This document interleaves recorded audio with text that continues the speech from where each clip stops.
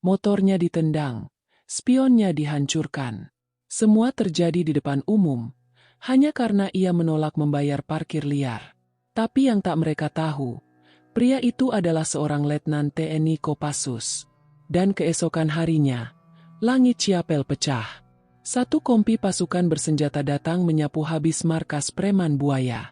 Assalamualaikum warahmatullahi wabarakatuh. Selamat datang di drama Galaksi Bumi. Chiapel, Jawa Barat. Suatu sore yang terasa lebih panas dari biasanya. Triknya matahari tak hanya membakar kulit, tapi juga menyulut emosi siapapun yang berada di jalanan kota itu. Terminal Chiapel, pusat keramaian dan lalu lintas manusia yang padat. Hari itu seperti biasa dipenuhi oleh hiruk-pikuk, teriakan calo, dan suara klakson angkot yang bersahutan. Di tengah hiruk-pikuk itu, seorang pria tinggi tegap dengan ransel hitam di punggung dan topi biasa berjalan menyusuri sisi terminal menuju lahan parkir motor. Namanya Letnan 1 Anto. Usianya 32 tahun. Anggota aktif TNI Angkatan Darat yang sedang menjalani cuti dinas untuk menjenguk ibunya yang sakit di Subang. Hari itu, ia tidak mengenakan seragam militer. Hanya kaos hijau tua yang sudah lusuh dan celana jeans biru, membuatnya tampak seperti warga sipil biasa. Letnan Anto memarkir motornya di bawah pohon ketapang besar. Ia menyimpan helmnya, lalu berjalan menuju warung kecil untuk membeli air mineral. Di matanya, kawasan ini penuh luka. Bukan luka fisik, melainkan luka sosial yang sulit sembuh. Banyak orang kecil ditindas, sementara mereka yang arogan justru berkuasa. Tak jauh dari situ, 3 pria dengan tubuh penuh tato dan mengenakan jaket bertuliskan "Buaya" duduk di pos jaga parkir liar. Salah satunya berbadan tambun dan bermuka bengis. Ia dikenal warga sebagai Bang Baron, koordinator parkir liar sekaligus penguasa bayangan terminal Chiapel. Sudah sering ia bikin onar, tapi entah mengapa tak pernah tersentuh hukum. Lihat tuh motor baru. Kayaknya helmnya bagus, kata salah satu preman sambil menunjuk ke arah motor milik Letnan Anto. Bang Baron menyipitkan mata, lalu tersenyum sinis. Yang parkir nggak bayar, gue tendang motornya. Biar tahu rasa, ucapnya dengan nada pongah. Mereka tak tahu, motor itu bukan milik sembarang orang. Dan lelaki yang barusan mereka lirik, bukan orang biasa. Tapi bagi mereka, semua bisa dipalak. Di bawah langit Chiapel yang panas, bara konflik mulai menyala. Belum ada yang tahu bahwa besok bukan lagi hari biasa. Besok adalah hari ketika dendam, harga diri, dan kehormatan akan diuji. Di balik semrawutnya terminal Chiapel, berdiri sebuah pos kecil dari triplek tua, dipenuhi coretan spidol dan bau keringat. Pos itu bukan milik pemerintah, bukan pula bagian dari pengelola resmi terminal. Tapi semua orang tahu, di sanalah kerajaan kecil Bang Baron berdiri. Bang Baron, lelaki bertubuh tambun dengan tato melingkar dari leher ke lengan, pernah duduk di penjara karena kasus pengeroyokan. Tapi setelah bebas, ia justru jadi lebih ditakuti. Namanya dijadikan simbol penjaga keamanan oleh ormas yang menaunginya, Buaya, kelompok yang mengklaim membela rakyat. Tapi kenyataannya lebih sering menindas. Setiap hari, siapapun yang parkir di area sekitar terminal, baik motor maupun mobil, wajib membayar UPT. Tak ada karcis, tak ada tarif resmi. Semua berdasarkan wajah dan kendaraan. Jika kamu terlihat kaya, tarif bisa melonjak 3 kali lipat. Jika kamu membantah, siap-siap motormu dibanting atau diludahi. Warga biasa tak pernah berani melawan. Bahkan pedagang asongan di sekitar terminal pun memberi jatah harian diberikan ke Bang Baron dan anak buahnya. Semua itu dianggap sebagai harga keamanan. Di dalam pos, Bang Baron menyulut rokok sambil memelototi kamera CCTV kecil. Kamera hasil donasi dari pengusaha lokal yang juga takut padanya. "Bang, itu motor yang tadi. Orangnya balik. Tapi kayaknya bukan orang biasa. Tuh," ujar anak buahnya, Edi, seorang remaja berambut cepak dengan kalung rantai baja di leher. "Kenapa?" tanya Bang Baron santai. Gerakannya tenang, tatapannya tajam. "Kayak tentara, Bang." Bang Baron tertawa meremehkan. "Kalau tentara beneran, Dia pasti nggak sendirian. Ini MAH paling satpam komplek yang sok gagah. Tak jauh dari mereka, Letnan Anto keluar dari warung dengan 2 botol air mineral di tangan. Ia berjalan kembali ke arah motornya. Tak menoleh, tapi telinganya tajam. Ia tahu, sedang diperhatikan. Ia menyadari bahwa suasana di terminal ini penuh tekanan yang tak terlihat.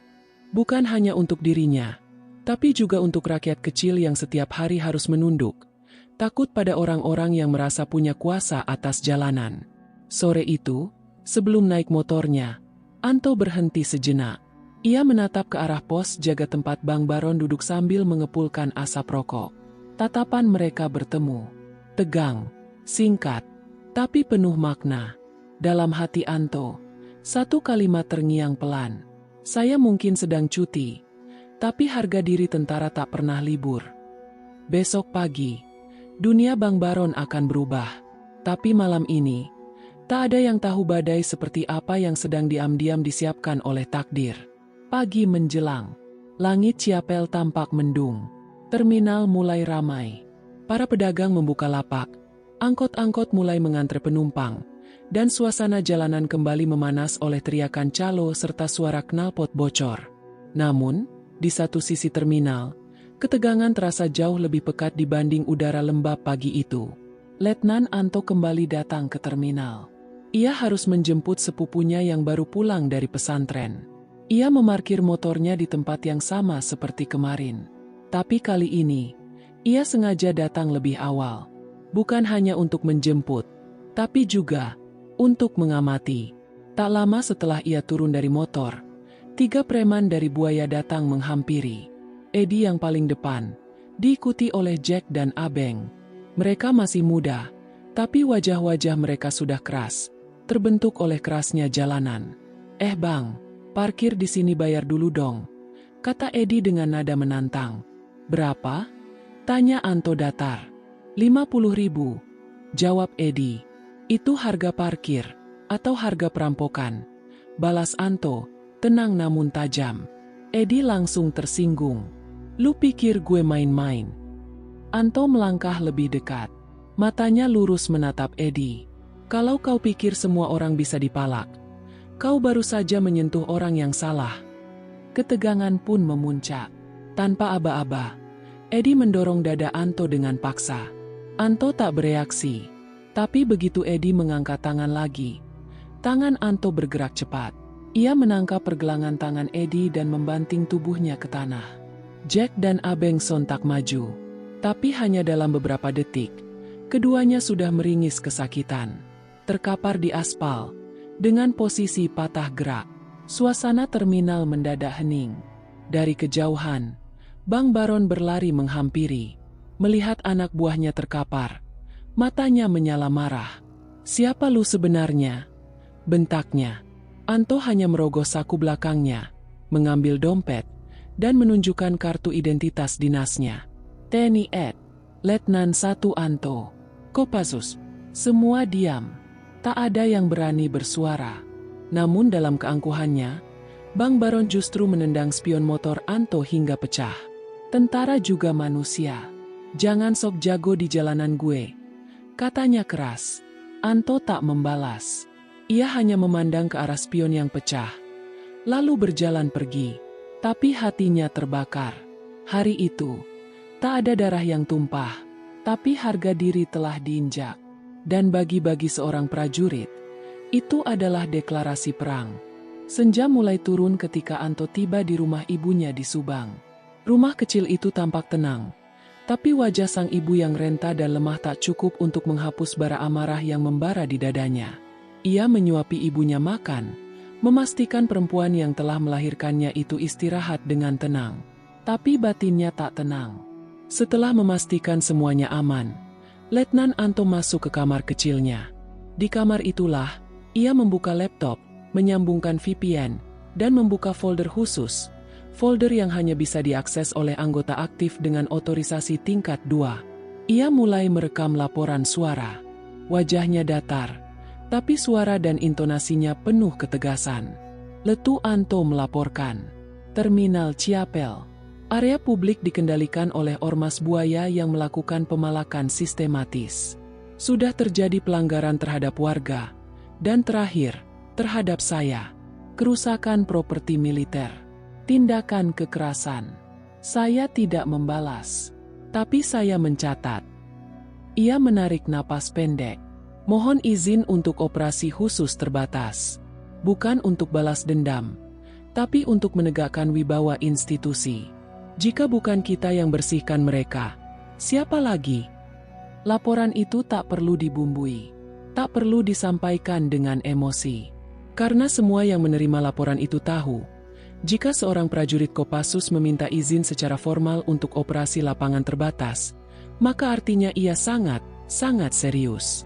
Malam itu, Komandan Batalion 21 Grup 2 Kopassus membaca laporan itu dengan mata tajam. Terminal Ciapel, gumamnya. Ya, sudah lama jadi sarang busuk. Ia menekan tombol interkom. Siapkan 1 kompi. Tugas malam Sabtu. Kita beri pelajaran. Dan malam pun menyimpan rencana rahasia yang akan mengubah sejarah kecil di terminal itu. Malam Jumat. Langit Ciapel berawan. Angin dingin berembus pelan. Terminal masih seperti biasa. Ramai. Penuh suara dan hiruk-pikuk aktivitas. Tapi di balik itu semua, ada mata-mata yang mulai bekerja. 2 pria berpakaian seragam ojek daring mondar-mandir di sekitar terminal. Salah satunya membawa helm dengan kamera tersembunyi di bagian visor. Mereka bukan driver sungguhan.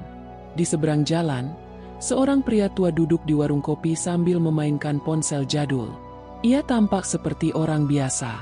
Tapi siapapun yang melihat dari sudut yang tepat, akan tahu ada earphone kecil tersembunyi di telinganya. Itulah fase pertama. Observasi senyap. Selama 2 hari penuh, semua aktivitas kelompok buaya direkam. Preman yang meminta jatah dari pedagang soto. Preman yang menghentikan motor pelajar dan menggeledah tas. Bahkan, transaksi uang dengan oknum aparat. Semua terekam. Diam-diam, tanpa suara. Tapi setiap detail menjadi peluru hukum. Letnan Anto sendiri menyamar sebagai pedagang koran di gerbang selatan terminal. Ia menyaksikan semuanya tanpa bicara. Tapi matanya mencatat setiap kejadian, setiap wajah, setiap tindakan. Sementara itu, di markas Batalion 21 Kopassus, pasukan khusus mulai menerima briefing. Tak semua dari mereka tahu detail misi ini. Hanya dijelaskan, bukan latihan biasa. Dan ketika operasi dijuluki gerak diam, mereka tahu, target bukan musuh luar negeri, tapi penyakit dalam negeri. Hari Sabtu siang, panas matahari menyengat tanpa ampun. Di pojok terminal, seorang perempuan tua, Bu Inah, penjual klepon yang biasa duduk di trotoar, tampak menangis. Dagangannya diinjak-injak oleh anak buah Bang Baron, karena ia menolak membayar tarif keamanan yang tiba-tiba dinaikkan sepihak. Saya cuma punya 5.000. Nah, itu pun buat beli minyak buat besok. Lirih Bu Inah dengan suara bergetar. Bukan urusan gue. Mau dagang di sini. Bayar. Ini lapak buaya. Bentak salah satu preman. Teriakan itu menggema. Tapi tak satu pun yang berani membela. Bahkan polisi lalu lintas yang berdiri tak jauh hanya menoleh sekilas. Lalu memalingkan wajah. Tak peduli. Anto menyaksikan semuanya dari balik kaca etalase toko ponsel. Kepalan tangannya bergetar. Ia menatap jam di pergelangan tangan. Pukul 12.24. Lalu ia mengetik cepat kode dalam perangkat kecil yang tersambung ke sistem. 124 belatan. Percepatan operasi. Warga terancam. Sinyal itu langsung dikirim ke markas. Dalam waktu singkat, rencana berubah. Sore harinya, video Bu Inah yang menangis, dengan dagangan terinjak dan kaki premannya masih terekam dalam bingkai, viral di media sosial lokal. Dalam waktu 2 jam, ribuan komentar membanjiri unggahan. Semua orang tahu siapa pelakunya. Nama buaya tercoreng habis-habisan, dan itu menjadi lampu hijau terakhir. Sabtu malam, di markas Kopassus, Letnan Kolonel Vicky, komandan lapangan, berdiri di hadapan 1 kompi pasukan bersenjata lengkap. Tak ada basa-basi. Target bukan rakyat, ucapnya tegas. Target adalah premanisme. Otoritas palsu yang menindas rakyat kecil. Hari ini, kita bukan hanya bersenjata. Kita bawa kehormatan. Pasukan mengangguk serempak. Tak ada sorak, tak ada tepuk tangan. Hanya diam, dan mata yang menyala. Pukul 23 WIB, 5 truk taktis tanpa plat resmi mulai bergerak dari arah selatan Chiapel. Pukul 23.30 WIB, seseorang yang menyamar sebagai petugas PLN mematikan aliran listrik di 3 sektor sekitar terminal. Brutal. Semimel, 5 waktu Indonesia Barat. Drone kecil diterbangkan dari halaman toko ban untuk memantau posisi target. Letnan Anto, kini mengenakan kembali seragam lengkapnya, turun dari mobil komando. Ia menatap langit malam yang gelap, tanpa bintang. Waktunya memberi pelajaran, dan pelajaran itu akan tercatat. Bukan hanya di terminal Chiapel, tapi di setiap tempat yang pernah ditindas oleh kuasa semu. Jam menunjukkan waktu 00:00 waktu Indonesia Barat. Terminal Chiapel gelap gulita. Aliran listrik terputus. Hanya lampu-lampu cadangan dari kios kecil yang masih menyala. Lemah, seperti napas terakhir dari malam yang tenang, sebelum badai. Di sudut terminal, Bang Baron tengah tertawa bersama 5 anak buahnya. Di meja kayu lusuh, botol minuman keras berjejer. Tumpukan uang hasil pungutan liar tergeletak tanpa rasa takut. Mereka tidak tahu bahwa setiap detiknya, langkah kaki mendekat. Tapi pasti, dari gang sempit di belakang pos, 3 siluet hitam melompat seperti bayangan. Mereka bukan manusia biasa. Mereka adalah prajurit Kopassus dalam formasi sembunyi malam. Menyebar diam-diam ke posisi yang telah ditentukan. Truk taktis berhenti 300 meter dari terminal. Letkol Vicky memberi kode lewat radio taktis. Alpha 1, Alpha 2, Alpha 3. Eksekusi senyap. Hindari sipil. Target.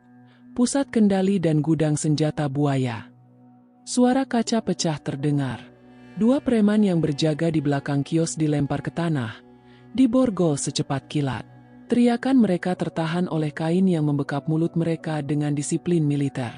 Sementara itu, di pos utama, Bang Baron mulai curiga. Ia berdiri, memicingkan mata ke arah gang gelap. "Weh! Itu siapa?" "Edi." Cek ke belakang. Namun tak sempat Edi bergerak. 3 sorotan laser merah telah menandai tubuh mereka. Dan sebelum mereka bisa berpikir, dor, flashbang meledak. Suara keras memekakkan telinga. Asap putih menutupi pandangan. Semua preman di pos terkejut. Mata terbakar, telinga berdengung. Mereka panik. Ada yang lari terbirit-birit. Ada yang tersungkur karena tak mampu berdiri. 1 regu Kopassus menyergap dari kanan. Anto memimpin langsung barisan depan. Baringkan tangan di atas kepala. Kalian dikepung. Suara Anto keras, menggema, dan penuh wibawa. Bang Baron, yang baru setengah sadar, mencoba lari. Tapi sebuah tendangan lurus dari salah satu prajurit menghantam perutnya. Tubuhnya terkapar di tanah. Ia menggeliat, muntah darah tipis. Anak buahnya, yang biasanya brutal dan pongah, kini menangis. Mereka memohon ampun sambil tiarap di tanah berlumpur. Drone mencatat semuanya. Wajah-wajah preman itu direkam. Uang, senjata tajam, dan buku catatan setoran ditemukan dalam kotak kayu di pojok markas. Salah satu prajurit menyerahkan buku itu ke Letnan Anto. Ia membukanya pelan. Di halaman depan, ada tulisan tangan yang membuat jantungnya menegang. Setoran dari lapak Bu Inah. 5.000. Disiksa minggu lalu. Anto menggenggam buku itu kuat-kuat. Matanya berkaca. Malam ini bukan hanya tentang saya. Ini untuk mereka yang tak pernah bisa bicara. Untuk setiap ibu yang dagangannya diinjak. Untuk setiap sopir yang dipalak. Dan malam itu, Chiapel berguncang. Bukan oleh gempa, tapi oleh keadilan yang datang dalam senyap dan menghantam keras. Markas buaya porak-poranda. Mayoritas anggota preman telah dilumpuhkan. Warga mulai berdatangan, mengintip dari balik pagar dan kios. Mereka tidak bersorak, tidak berteriak. Mereka hanya menatap, diam, dengan rasa lega yang tak bisa disembunyikan. Campur dengan rasa tak percaya, bahwa akhirnya, ketakutan itu runtuh. Namun satu sosok belum tertangkap. Tangan kanan Bang Baron, seorang pria bernama Kiki alias Panda, dikenal licik dan cepat seperti tikus got. Ia kabur melalui lorong belakang terminal saat flashbang pertama meledak. Target kabur ke arah utara. Jalur ganggot dan rel kereta. Ujar salah satu prajurit melalui radio. Letnan Anto langsung bergerak, membawa 2 personel bersamanya. Langkah mereka cepat dan hening. Mereka menyusuri pasar becek. Jalur-jalur sempit di antara toko dan warung. Panda tahu seluk-beluk gang terminal seperti punggung tangannya. Tapi malam itu, ia salah langkah. Di ujung gang sempit, kakinya terpeleset karena genangan oli bekas dari bengkel. Tubuhnya menghantam drum kosong. Ia mengaduh. Saat hendak bangkit, cahaya senter menyilaukan wajahnya. "Jangan bergerak, Panda." Panda terdiam. Wajahnya pucat. Gue cuma nurut perintah Bang Baron. Jangan tembak, Bang, tolong." Anto tak mengangkat senjata. Suaranya berat, bukan karena marah, tapi karena muak. "Aku nggak perlu peluru buat tangkap kamu. Tapi kamu harus dengar satu hal." Ia menarik napas panjang. "Setiap rupiah yang kamu palak dari rakyat kecil, kamu tukar dengan harga diri. Dan malam ini, kamu bayar lunas semuanya." Panda mencoba melawan. Tapi Anto lebih cepat. Ia mengunci tubuh Panda, menjatuhkannya ke tanah, dan memborgolnya. Selesai. Pukul 1.30 waktu Indonesia Barat. Seluruh area terminal telah dikuasai. Bang Baron dibawa masuk ke dalam truk taktis dalam keadaan baju compang-camping, muka lebam, dan kepala tertunduk. Bukan karena luka, tapi karena kehancuran yang tak bisa ia cegah. Markasnya hancur. Nama besarnya runtuh. Ketakutan orang-orang berubah jadi keberanian diam-diam.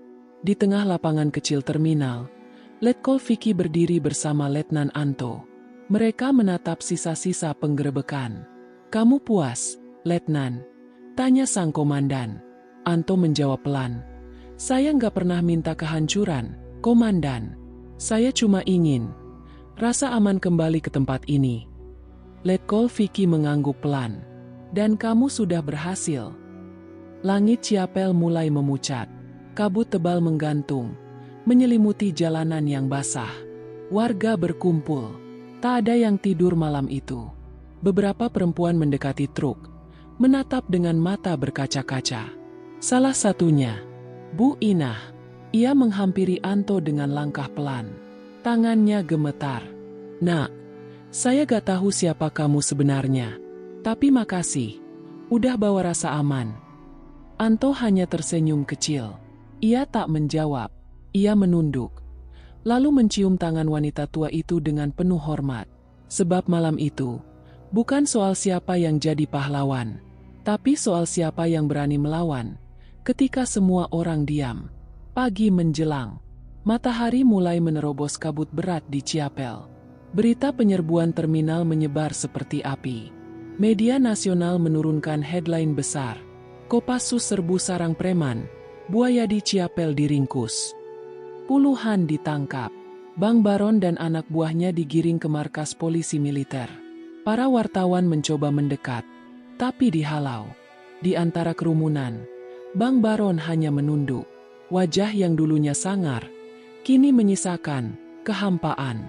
Sementara itu, video rekaman drone dan bodycam prajurit diserahkan ke Pusat Penerangan TNI dan Polda Metro.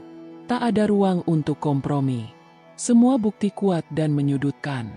Bahkan beberapa oknum aparat lokal yang sebelumnya diduga melindungi buaya, mulai dipanggil untuk diperiksa.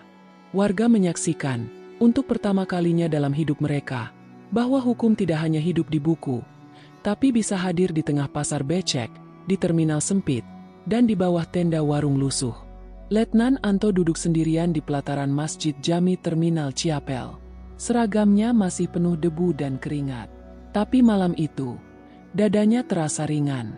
Karena akhirnya, Untuk sekali ini saja, kebenaran tak datang dalam pidato, tapi dalam langkah senyap yang menumbangkan ketakutan. Seragamnya masih lengkap. Namun Letnan Anto telah melepas pangkat dari pundaknya sendiri. Ia tahu, apa yang dilakukannya bisa menimbulkan kontroversi. Ia melapor tanpa jalur formal di awal. Ia menginisiasi pergerakan, dalam senyap, dalam situasi yang sangat sensitif. Dan kini, setelah semua berakhir, ia duduk di pelataran masjid terminal, menyepi di antara sisa debu dan suara pagi yang mulai tumbuh. Komandan Letkol Vicky datang menghampiri. "Kamu tahu, ada yang tidak senang dengan langkahmu, Anto." Anto hanya mengangguk pelan. "Saya siap diproses, Komandan." Letkol Vicky menepuk bahunya. "Tenang, atasan lebih menghargai keberanian daripada kepatuhan buta. Tapi, kamu akan ditarik dari Ciapel untuk sementara." Anto menunduk. Ia tidak marah, tidak kecewa. Ia hanya merasa selesai. Sebelum meninggalkan terminal, Letnan Anto berjalan ke warung kecil milik Bu Inah. Ia tidak bilang siapa dirinya sebenarnya. Ia hanya membayar klepon seperti biasa, dan berucap pelan, "Kalau ada yang ganggu ibu lagi, bilang Letnan Anto janji bakal balik." Bu Inah terdiam, tak menangis. Ia hanya menggenggam tangan Anto, menunduk dalam-dalam. "Terima kasih, Nak.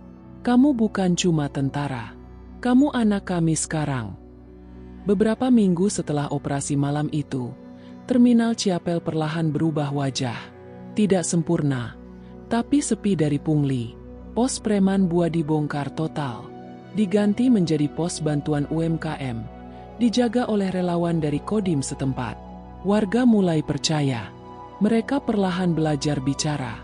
Pedagang kecil tak lagi sembunyi-sembunyi. Anak-anak kini berani main sepeda di pelataran terminal. Sesuatu yang dulu hanya mereka lakukan diam-diam di gang sempit. Sebuah plakat kecil kini terpancang di pintu masuk terminal. Tertulis di sana, "Untuk mereka yang pernah takut bicara." Dan untuk seorang letnan yang memilih bertindak, ketika semua orang memilih diam. Tidak ada nama di situ. Tidak ada gelar. Tidak ada foto. Tapi kisah Letnan Anto hidup dalam bisik warga, dalam cerita pedagang kaki lima, dan dalam hati orang-orang yang pernah ditindas. Karena terkadang, pahlawan tidak butuh nama. Ia hanya butuh keberanian dan satu momen untuk melawan. 3 bulan berlalu. Terminal Ciapel kini bukan lagi tempat yang ditakuti. Warung-warung tumbuh subur. Parkir dikelola koperasi warga. Pos keamanan dibangun kembali, tanpa ormas, tanpa preman. Beberapa mantan anggota buaya, setelah menjalani hukuman, menyatakan tobat. Mereka ikut pelatihan kerja. Sebagian jadi tukang parkir resmi. Sebagian jadi relawan keamanan lingkungan. Bu Inah kini berdagang klepon dengan lapak lebih besar. Dibantu warga dan donasi diam-diam dari seseorang yang tak pernah disebutkan namanya. Di sisi kardus dagangannya, tertulis kecil dengan spidol, "Untuk letnan yang diam-diam menjaga kami." Di tempat lain, Letnan Anto kini ditugaskan di wilayah timur Indonesia. Jauh dari kota, jauh dari sorotan. Tapi di sana pun, ia tetap menjadi penjaga. Bukan hanya dari musuh bersenjata, tapi dari ketakutan yang berwujud diam. 1 tahun kemudian, seorang jurnalis muda menulis sebuah artikel, "Letnan Tanpa Nama." Kisah prajurit yang menghapus premanisme dari terminal Ciapel. Artikel itu viral. Banyak yang terkejut, banyak yang terharu. Tapi saat jurnalis itu mengajukan permohonan wawancara ke Mabes TNI, hanya satu jawaban resmi yang diterima. Tidak ada komentar. Karena tugas kami bukan untuk dikenal, tapi untuk menjaga. Dan di detik-detik akhir cerita ini, kita semua diajak bertanya, siapa sebenarnya pahlawan itu? Apakah ia yang berseragam? Atau ia yang berani melawan saat tak ada yang percaya? Apakah pahlawan harus selalu tampil di televisi? Atau cukup hidup dalam diam, namun menyalakan harapan? Letnan Anto tidak menulis sejarah dengan pena. Ia menulisnya dengan keberanian.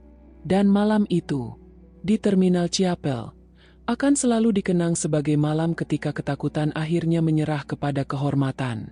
Jika kisah ini menyentuh hatimu, jika kamu percaya bahwa keadilan bisa hadir, bahkan dari seseorang yang tak dikenal namanya, maka bantu kami sebarkan pesan ini.